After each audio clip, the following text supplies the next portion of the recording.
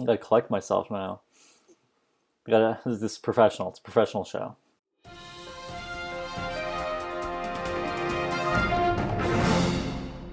Hello and welcome back to TNN's coverage of the world's 9 best fantasy football players league. I'm your host, and this is what we have for you this week. 3 teams have maintained a perfect record so far.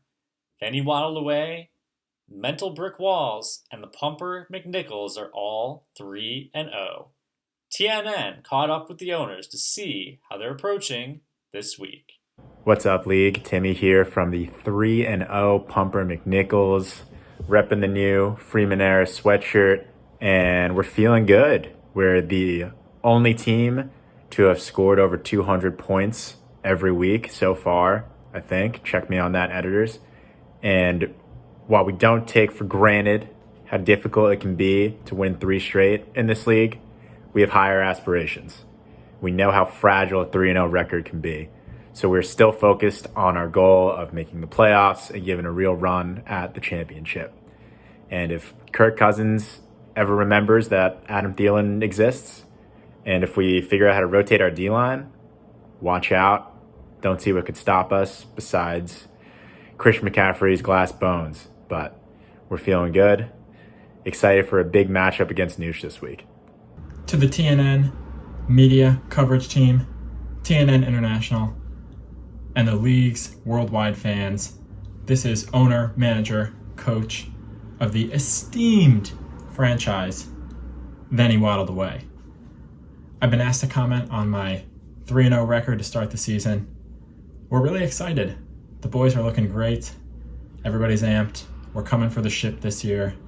And we have a very, very favorable record for at least the first 3 months of the season. So, we'll see you out there, and good luck to the league.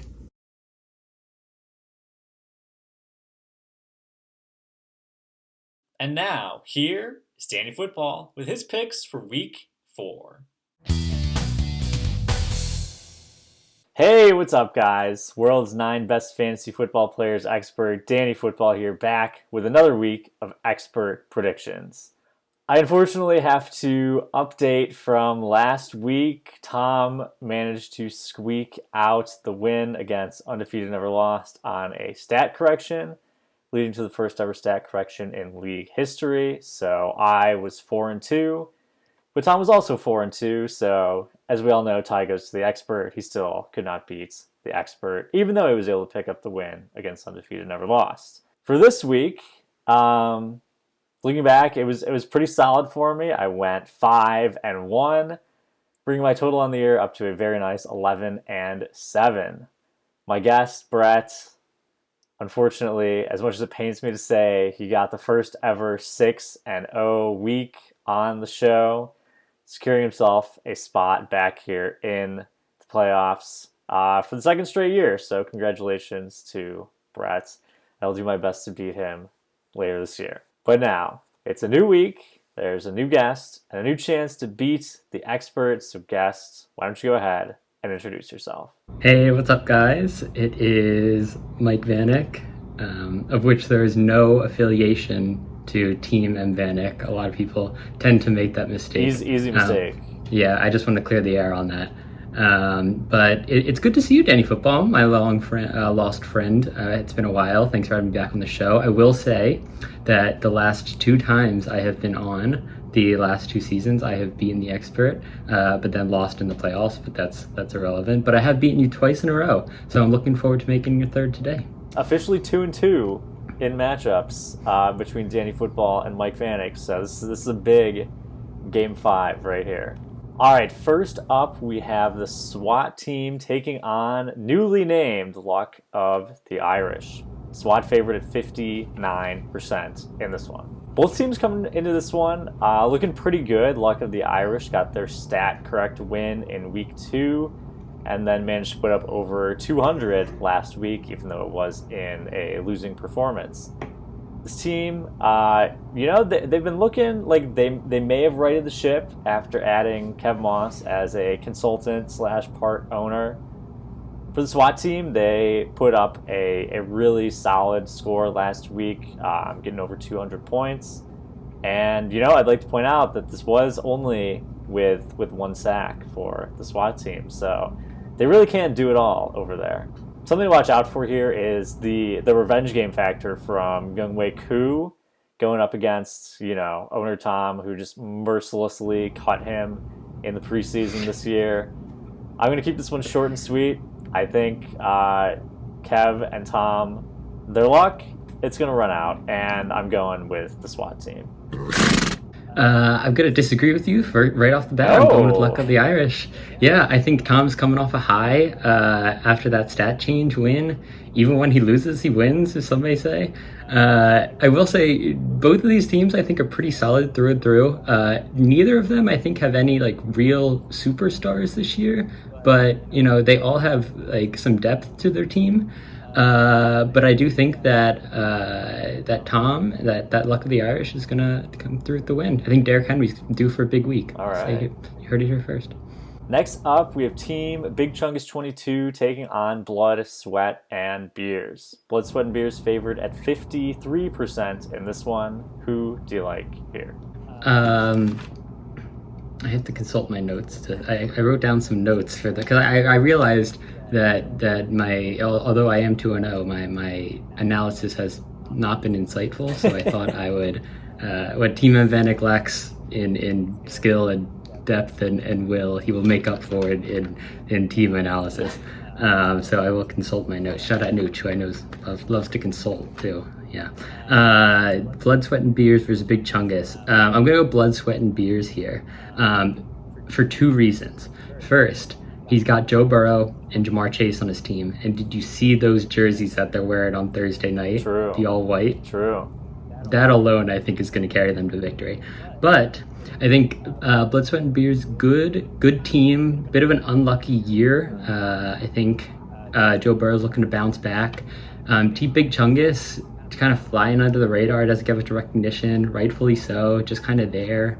And I don't think that his team has the willpower to pull out a victory. So I'm going to go Blood, Sweat, and Beers in this one. Yeah, I like that pick here. Blood, Sweat, and Beers coming off a very rough week. They've got the Myles Garrett situation. Really just, waiting to see what happens there with that. They had the lowest score in the league, got eliminated in the survivor pool pending some stat correction to save them. This is still a team I like, though, even though they're 1-2 right now. I think they have some good pieces with Jamar Chase. Their defense across the board is really solid. The whole Cam Akers, Darrell Henderson disaster situation has not been great for this team. But there's still enough talent to fill in the gaps there. Team Bigchungus 22, on the other hand, I just don't have a lot to say about this team. I have a working theory here on the show that Bigchungus owner Will isn't a true fan of the show. So, we're going to run a little social experiment. Will, if you're watching this, if you see this right now, stop the video, pull out your phone and text me, Danny Football, tell me that you see me right now and you want me to talk about your team more on the show next week. And I 100% will do it. With that being said, I'm going with Blood, Sweat, and Beers. Until then, doesn't get mentioned, rightfully so. It's up to him. Next up, we have Bart, Harley, Jarvis, Landry taking on the Pumper McNichols. Pumper McNichols favored here at 51%. This is a really great matchup. Two really solid teams. For Bart, Harley, Jarvis, Landry, I think they have probably the best quarterback and running back combo in this league, as has been mentioned on the show before. However, there are whispers that Nooch really wishes he would have traded up to grab Clyde Edwards-Helaire instead of Jonathan Taylor in the rookie draft all those years ago. Jonathan Taylor, he's not a comparable talent to Clyde, and I really feel for him. For the Pumper McNichols, they are undefeated, but let's be honest, we've all seen this one before. Timmy's team, they start out hot, something goes wrong, they miss the playoffs. This is really right about the time when the team really starts to fall off. They're the last undefeated team last year. couldn't get it done. Garrett Wilson, he looks like he's been kind of a hit of a draft pick for this team this year, but I don't know. It looks like there's too many good signs for the Pumper Nichols right now. It really makes me worried for this team. I think this is when the tides start to turn, and I'm going to go with Bart, Harley, Jarvis, Landry. Ooh. Yeah, this is Battle of the Roomies, if you haven't noticed. The New York Pals. It's a big inter-house matchup. I wanted to pick against Nooch just because I hate his name and I don't know how to say agree. it. Everyone here at TNN also hates Nooch's name. Mm-hmm. That's true. But I think you're right. I think these are two of some of the best teams in the league. I think Bart probably does have the best team in the league. I'll say it. But I think Pumper Nichols had a lot of help from Lamar Jackson in the first couple weeks, which some people are saying it's not sustainable throughout the year. So yeah, especially going up against the Bills D, which I think has a pretty good defense. So I'm gonna go with Bart in this one, but a very skeptical and unsatisfied Bart with this one. Next up, we have Team M Vanick taking on the Tex Arcana Bandits. Bandits favored at 57%. Mike Vanick, who do you like in this matchup? You're telling me this isn't the marquee matchup? I thought we were going last.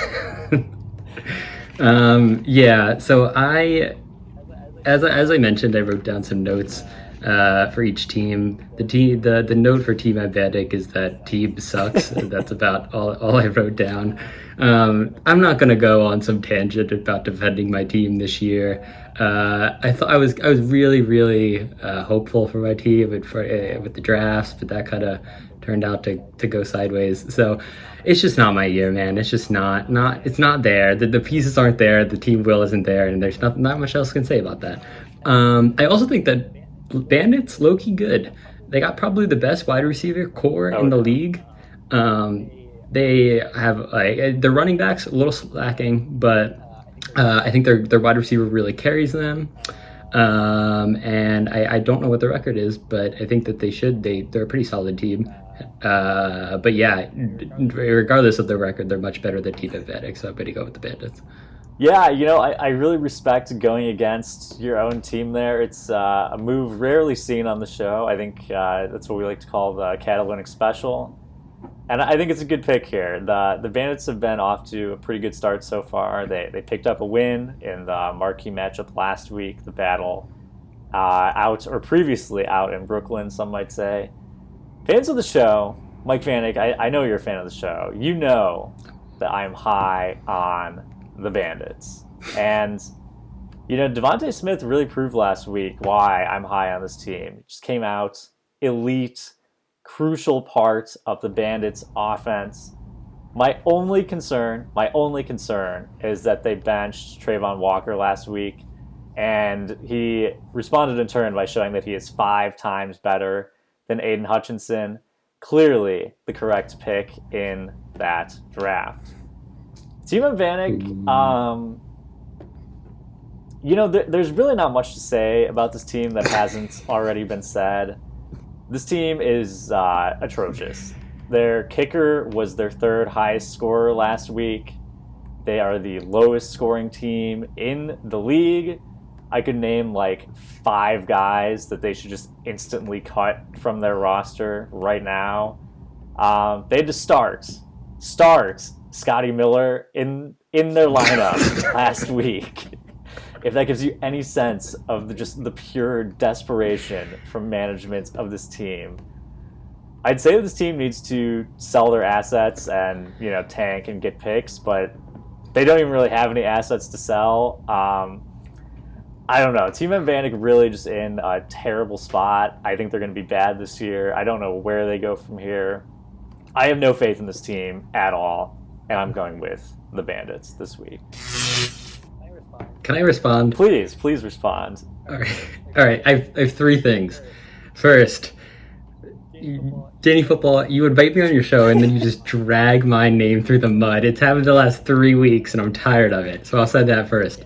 Second, what Team Vedic lacks in skill, they make up in loyalty. Matt Prater put up 2 1-point games the first 2 weeks, and I was so close to dropping him each week, and then I said, no, Matt Prater's been on my team since the beginning. I'm going to stick with him. Then he puts up the 14-point league. So he knew that I kept him on my team, and he delivered for me. So that's number 2. And the third is, you mentioned that picking against my team. I'm here to beat the expert, man. Like I have lost all pride at my team. I don't care anymore. I'm here just to beat the expert. So I got to do what you got to do. So, I mean, what else can I say? Moving on, we have Ham and Throw versus Undefeated, Never Lost. This one, basically 50-50 here. And, I think it's very appropriate that this matchup is going to be a toss-up. It is truly the Georgia Senate race for all of those election watchers out there. In the battle of terrible fantasy quarterbacks, we have 45-year-old Tom Brady versus 100 passing yards a game, Justin Fields. For Undefeated Never Lost, they are going to be without Joey Bosa, who's dealing with a significant groin injury. On the other side, we have Ham and Throw, who is looking at a pretty significant injury for Mac Jones. Certainly a demoralizing loss for Patriots sympathizer, team owner Mike Visconti. But on the bright side, maybe the Patriots will actually be good now that they have to not roll Mac Jones out there. This Ham and Throw team, I think, is exceptionally weak. As much as I have given Team M Vanick a hard time, I think this Ham and Throw team is just absolutely terrible. We had some of our TNN analysts break down my stats picking against Ham and Throw this week, and historically, I do a pretty good job picking against Ham and Throw. I think that continues this week. Fade Ham and Throw. I'm going all in, Undefeated, Never Lost. Ooh. As much as I would love to join you on the Ham and Throw hate, I'm actually going to go with Ham and Throw this week. I think this is a matchup of two really, really bad teams that's coming from a horrendous team. So there's a lot to say. But yeah, I think Ham and Throw is just kind of there this year. Like, he had like a pretty solid team the first couple years in the league, but then he's made some bad decisions, haven't we all? With fantasy, that's the way the cookie crumbles. And then UNL, I kind of like the future of UNL. They're a very young team. Miguel's gone and taken a lot of risks. Even though they probably won't do anything this year, I don't know, in 5 or so years, UNL could be running the league. Who's to say? And I think that starts now. I agree, it's a toss-up. I actually wrote that down on my notes. And I'm going to go Ham and Throw with this one. All right. Finally, we have our marquee matchup of the week. Mental Brick Walls taking on Then He Waddled Away. Waddle favored in this one at 58%. Who do you like here? I like Waddle in this one. I think Joe's got a sneaky good team. I think he's got a good wide receiving core. I think that Cordell Patterson has been surprisingly a nice asset for him throughout the year. I think that, Mahomes has been pretty solid, I think. I haven't really looked, I'm just assuming he's been pretty solid. And yeah, I think that he's a deserved 3-0 to start the year. I think he's got one of the highest point totals in the league. And yeah, I think that he's going to keep that rolling. Mental Brick Walls, hard name to say. I think they're kind of a fake 3-0 team. I'll kind of say it. They've gotten some luck this year.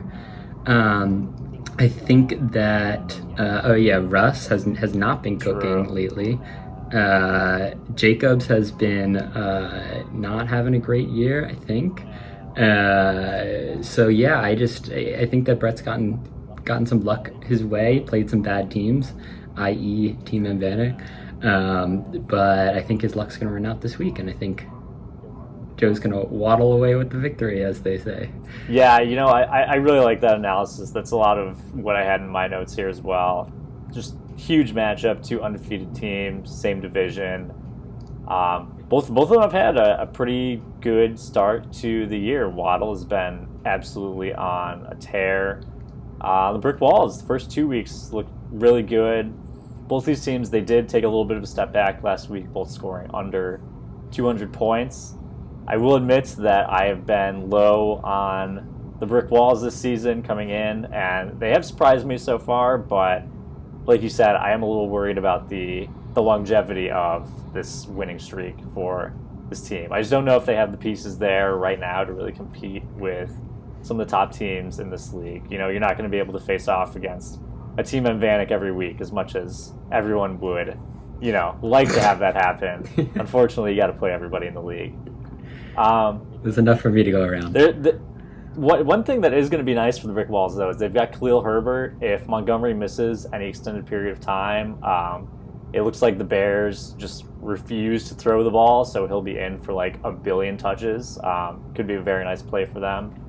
One thing to watch out for in this matchup, though, like I noted before, revenge game factor from Cordell Patterson, traded for second-round pick. I think he's turned out pretty well for the Waddlers, and we'll see if he cracks the starting lineup this week to, you know, exact his revenge on Brett for just ruthlessly trading him away like a complete piece of garbage at the deadline last year. And, you know, I heard he's got a chip on his shoulder. I kind of like the team this week. I'm going with Waddle in this one. Well, Mike Vanick, thank you so much for being on the show. I'm wishing you all the best of luck with your picks. Of course, not as good as me, can't beat the expert, but again, thank you for being on the show. Thank you, Danny Football. It was a pleasure, and I'll see you in the playoffs. And thank you, Danny Football and guest Mike Vanick, for those great picks. That's all we have for you this time. Be sure to come back next week to see how things shook out. I'm your host, and this has been TNN.